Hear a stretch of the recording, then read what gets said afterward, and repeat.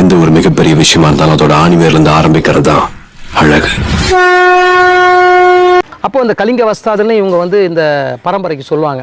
இந்த குடும்பமே பார்த்தீங்கன்னா ஒரு 7-8 தலைமுறைக்கு வந்து சிலம்ப கலையில வல்லுநர்கள். சுப்ரீம் சுந்தர் மாஸ்டருக்கும் உங்களோட டீமுக்குன்னு சில ஒரு சேலஞ்சஸ் இருக்கும்ல.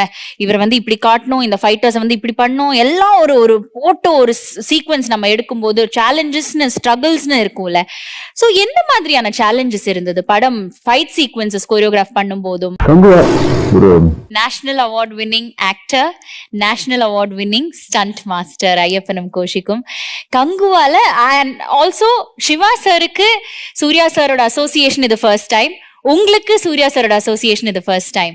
எவ்வளவு பாக்கியமா பாக்குறீங்க இந்த ப்ராஜெக்ட் உங்க கையில வந்தது சார்? எல்லாமே கடவுள் கொடுத்த ஒரு வரம் தான். நான் சூர்யா சாரை லாங்ல இருந்து பார்த்துட்டு ரசிச்சேன். இவர்கிட்ட என்னைக்கா ஒரு படம் பண்ண மாட்டோமா அப்படின்னு ஏங்கின காலம் உண்டு. அவரை வச்சு நான் பண்ணும்போது எனக்கு அவ்வளோ சந்தோஷமா இருக்கு. ஏன்னா நம்ம என்ன சொல்றோமோ அதை வந்து நம்ம 75% ஒரு ஆர்டிஸ்ட்க்கு நம்ம கொடுப்போம். ஒரு 100% ரொம்ப கொடுத்தா ஏன்னா ரொம்ப பெயின் ஆகிடும். ஒரு அடுத்தடுத்த படங்கள் பண்ணணும், அடுத்தடுத்த சீக்வன்ஸ் வந்துடும். நம்மளால ஒரு ஸ்டெண்ட் டைரக்டரால ஒரு ஆர்டிஸ்ட்க்கு எதுவும் ஆகிடக்கூடாது. ரொம்ப ரொம்ப கேர் எடுப்போம் நாங்கள்.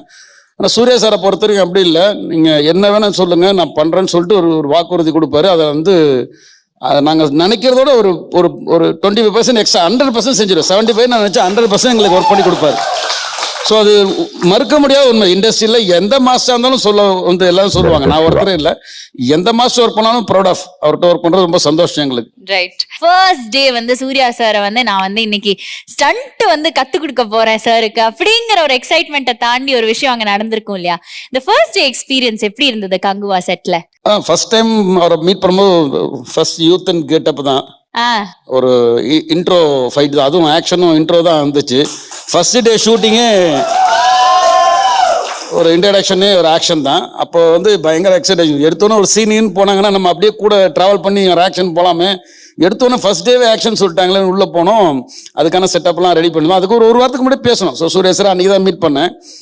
வந்தோன்னே என்னோட பழைய இதெல்லாம் அவருக்கு தெரியும்.